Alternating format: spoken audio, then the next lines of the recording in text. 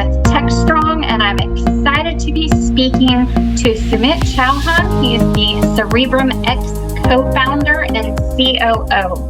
How are you doing today? Very good, Amanda. Thank you for having me here and excited to speak to you as well. Great.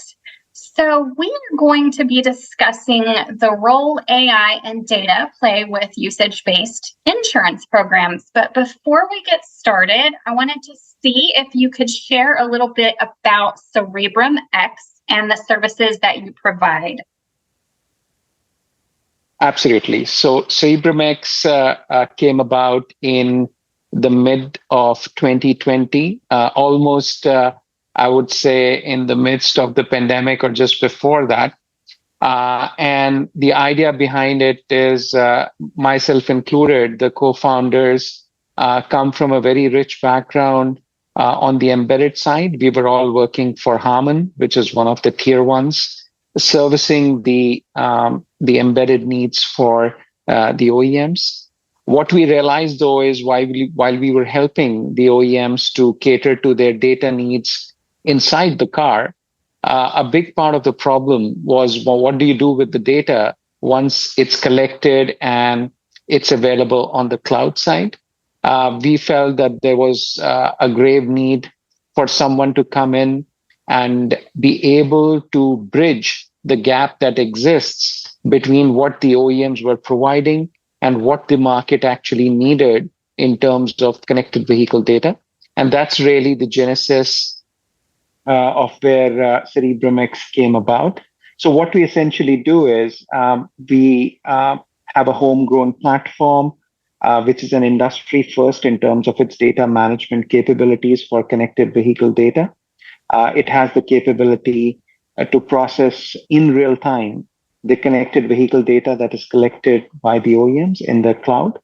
We take that data into our cloud, which is the CerebrumX cloud, and then through specialized APIs, which are very vertically integrated, we service industries like insurance, fleet, smart mobility, EV segment, smart cities, media, retail, so on and so forth. So that, in a sense, is what we do at CerebrumX. Okay, great.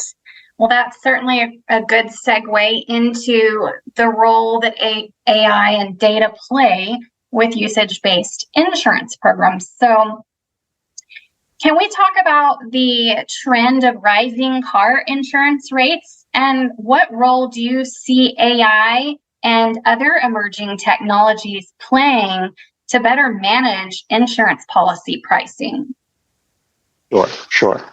Well, that's a very pertinent question, not just from a commercial point of view for CerebrumX, but also as an end consumer, which we all are, because we all drive vehicles. And you're absolutely right. I think the concern is the rising insurance rates that have come about. Now, I'll first touch upon the various reasons for why the insurance rates have been going up. I think at the core of it is the core value of the vehicles themselves, which are going up, which has predominantly in the last 2-3 years have been due to two reasons. One of which is obviously the supply chain management issues that have existed for the vehicle platforms on the chipset sides and in general from a transportation point of view, largely due to the pandemic and the pent-up demand that was there post-pandemic. That is a big reason for the hike in prices. And obviously that amounts to a hike in the liabilities that the insurance companies have to carry for those vehicles. The second reason is the technology that's going inside the car, apart from the obvious cost of hardware. If you look at the software capabilities that go inside the car, actually not just enhance the value of the vehicle itself, but it kind of induces new parameters based on which liability can be judged. One great example of that is, as you know, we have self-parking available now in many of the top-end vehicles and also a lot of mid-end vehicles as well. Now, if a car which is self-parking bangs into another car which is parked, who is actually responsible. General thesis there is the OEM who's providing the software for the self-parking algorithm is responsible, but then there are a lot of litigation that's ongoing on these issues. The larger point I'm trying to make with this example is because of the increased capabilities of ADAS and software and AI in general that you alluded to, it is increasing the liabilities that are being carried by the insurance companies who are insuring these vehicles. And the third thing I would say is our general environment in terms of more vehicles on the road, more the average age of people who are driving these vehicles going down, which inherently suggests through historical data that the induced risk of much younger people, particularly teenagers driving, induces a higher liability. And those are the reasons for the insurance rates going up. Now, in terms of the second part of your question as to how do we deal with it, I think the answer, as has happened, right through the industrial revolution and beyond with the software revolution, I think we are seeing the revolution now come into its own on the AI side. As I mentioned to you, CerebrumX included, where our platform is completely based on AIMO genesis. Most of the companies today that are in the connected vehicle space rely on a lot of AI and ML capabilities to train their algorithms in terms of defining what is the actual risk, both to the driver, to the vehicle, and in turn, the liabilities that are carried by the insurance companies. Now, how this is generally done is by various means. One is to clearly categorically say how much are you actually driving, because earlier you were probably just asked a question as to how many miles do you actually drive your car every day from maybe work and otherwise. Those are the questions that were asked when you took an insurance policy on your car. But nowadays, it's actually measured in real time. How much are you actually driving? Because those behaviors are vastly different from family to family and even from day to day on a weekly basis, particularly through the pandemic and beyond that, because of things like work from home, so on and so forth. So that's one of the things. The second thing is the car itself can now be monitored in real time in terms of what's going on with the vehicle itself, in terms of the battery levels, in terms of the tire pressure, in terms of how many people are actually sitting inside the car.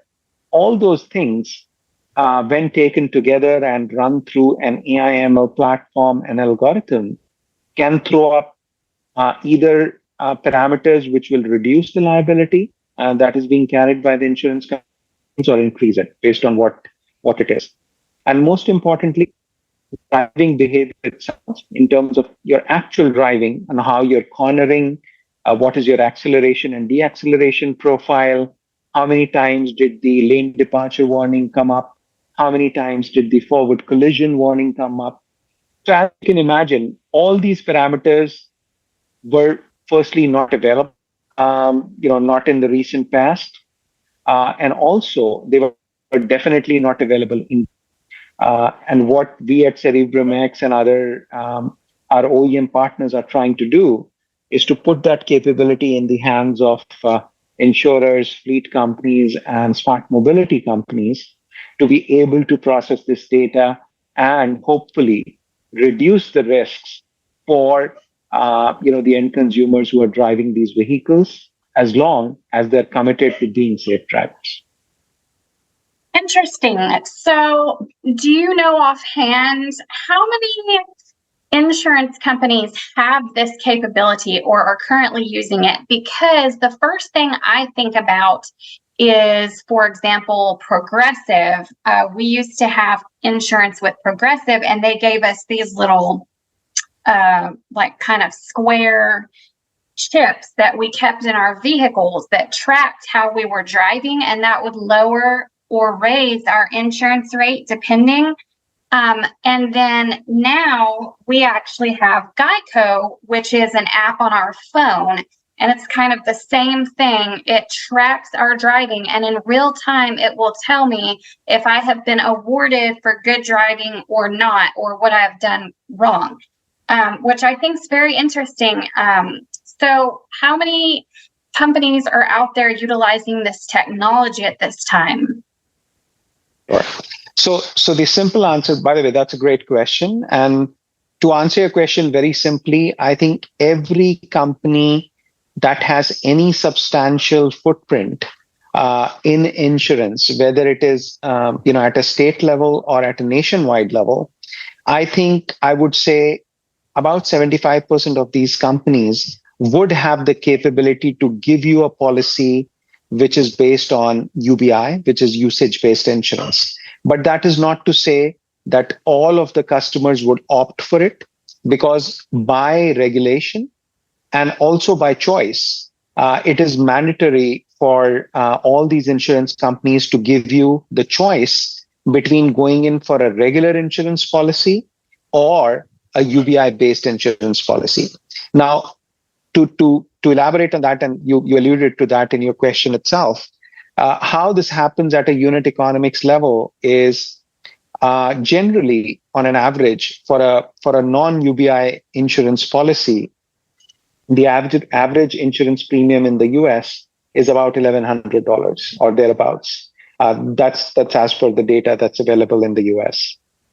Now, what happens is if you go for a UBI insurance policy, that is treated as a parameter to better analyze the liability that is being carried on the vehicle and by the driver, and in turn by the insurance companies, which enables the insurance companies to write down the liabilities in their books by about 25%. So what I mean is, let's say out of those $1,100, if the insurance company was writing down about $800 as a liability in their books, they can write it down by about 25% in their books if you are signing up for a UBI policy. And out of that 25%, they are very happy to pass on 10 or 15% to the end consumer. So the end effect is everyone wins, because the insurance premium goes down by about 10 to 15% for the end consumer. And also, the insurance company is able to mark down the liability in their books by about at least 10 to 15%, apart from giving away some part of it to the end consumer. And of course, that frees up the cash flow, for the insurance companies. Now, this sounds almost too good to be true, because obviously there is some catch somewhere, and the catch is that this is true for the first year, right? Because at the first year level, when you are choosing the UBI policy for the first time, and there is no data to go by, you're just starting on it, and they would believe when you say that I'm going for a UBI policy because I believe I'm a good driver.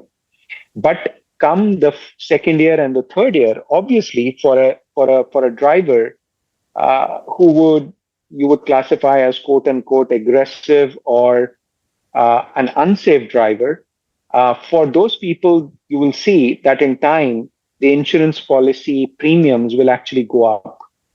Mm-hmm. But as you know, the insurance companies are so competitive amongst themselves that they pass on a lot of benefits if you switch from one insurance company to the others. So you won't feel it maybe for the first 2 years, but if you are consistently, I would say, an unsafe driver, you will actually see the premiums going up if you're using a UBI policy. So that's really at the core of it. I wonder if this will ultimately result in kind of a real-time rewiring, kind of training people how to drive better and more safely as they see the result in real time of their insurance policies going up. Then eventually over time, perhaps we'll have better drivers on the road. That's absolutely true. In fact, that's one of the things that we are doing, and I'll explain you how we do it. So one of our insurance partners is the second largest connected vehicle, automotive vehicle insurer in the US. And what we are doing with them is we are creating real-time training modules which are focused towards end drivers based on their actual behavior at a trip level. So let's say you took a trip from New York to Philadelphia. We will do a complete analysis in data for that driver for that trip and send him or her the complete analysis as a training module in as at the end of that trip to tell them how can they get better with their driving, and of course in turn reduce their premiums and increase their driver score. Now the caveat there is generally this is mostly done right now for fleet companies, because obviously the fleet companies are the ones who are taking the insurance premiums and they want their drivers to drive safely. On the, I would say, the retail customer side, the take rate for these kind of training modules is still low. But I think, as you rightly mentioned, as the premiums go up and as the incentivization goes up in terms of being a better driver, the take rates for that will go up as well. But as I mentioned, as of now, we are seeing that this is more akin and prominent on the fleet side rather than the retail customer side. So, in thinking about this, I have another question as well, and I wonder what your thoughts are on it. I was recently in Las Vegas and I hired an Uber to get back to the airport. And on the way, I saw about 3 self-driving rideshare vehicles on the road. And I didn't realize that this had become actually a common thing that was actually happening on the road now. So how does that affect the insurance programs, and how do you think self-driving vehicles on the road are going to impact the future of transportation? Excellent question. So firstly, how I would, this is my own view. There is no empirical data available as yet, to support what I would just say. But in my personal view, how we will see the change at a macro level is that right now what you see are a lot of accidents and mishaps happening on the road, which are very frequent. They are more in number, but the intensity in general of those accidents are pretty low. So what I mean is, obviously, any fatal accident is one too many, but I still feel they're much lesser right now. As we move into the ADAS environment, which is autonomous driving, and as more and more vehicles on the road move towards autonomous driving, in my personal view, we will move into an environment where the number of accidents and mishaps will reduce, but the intensity and the graveness of those might actually increase. And I'll explain why. In general, because if most of the cars or all of the cars on the road are autonomously driven, I would presume that the software would be written in a way that it would, by default and as a rule, it would ensure that accidents don't happen. And hence, the propensity of the accidents happening will actually reduce. But God forbid, if something goes wrong in somewhere in one vehicle, I think that will cause a catastrophic and almost a domino effect, which will induce a very, I would say, grave situation on the road, which will obviously, we will keep improving as it happens always in software and in AI and so on and so forth. But in the initial years, I feel that the intensity of those mishaps and accidents would actually be very high. So that's point number one. Point number two, from an insurance point of view, which is what we are discussing here as a topic, it poses a very interesting question because I alluded to it a little earlier as well, that you are actually not even driving. So the car is driving itself. How it's driving is based on a software or an algorithm that is being constantly upgraded, just like on your cell phone, by someone, whether it's a Tesla or whether it's a Ford or a GM, whoever it is. But somebody's, basically pumping in the algorithm and the software in the car that is controlling the behavior of the car and its actual driving. Now, if there is a mishap that occurs, and even if it's a small mishap where you bang into another car, who is actually responsible for it? How much is the liability that is going to be carried by which party?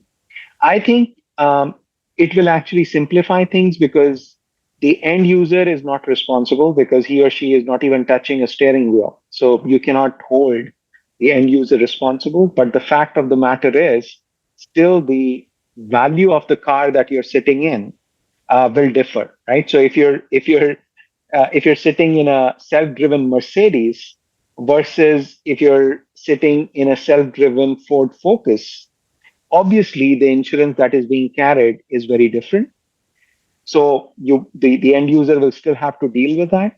But in terms of the actual reasoning of the crashes and who is responsible, I think it will be made easy because the software, the cameras, and the lidars on the car will be able to exactly tell you what happened, who's at fault, which software went wrong, and how cars banged into each other and the liabilities. At least from a liability assignment point of view, it would be much simpler. Again, this is a little bit into the future. We have not started dealing with these issues, but this is my own analysis of how things will go and how they'll evolve. Absolutely. That's really fascinating thinking about a future like that. And yes, the fact that when you remove the chance of human error, overall, there'd be a lot less accidents. But like you said, technology can sometimes fail. So when there was an accident, it'd be very newsworthy and catastrophic. Correct. But, if all the vehicles on the road are at some point in time self-driving, then that certainly changes the whole insurance program as it exists today. Very interesting things to think about. Mm-hmm. That's correct. That's absolutely right. And I think the insurance companies themselves and the ecosystem realizes it. And I think they're gearing up for it in terms of how do they enhance and change their algorithms, their platforms to take care of those risks and what does it mean at a unit economics level and the liabilities that they have to carry as a company. And what I feel is the OEMs and the insurance companies will have to come together to actually start defining the ground rules of how the value of a vehicle and the risks associated with it should be assessed, rather than both of them trying to do it almost independently right now. I think they'll have to come together because eventually the OEMs are the ones who will probably be liable in case of crashes when we get into a self-driving environment. Mm-hmm. Well, I want to thank you for coming on our show today and sharing your insights. It's a very interesting time right now with AI and how quickly we see this technology advancing. And I look forward to speaking with you again in the future. Pleasure, Amanda. It was a pleasure talking to you. Thank you. Thank you.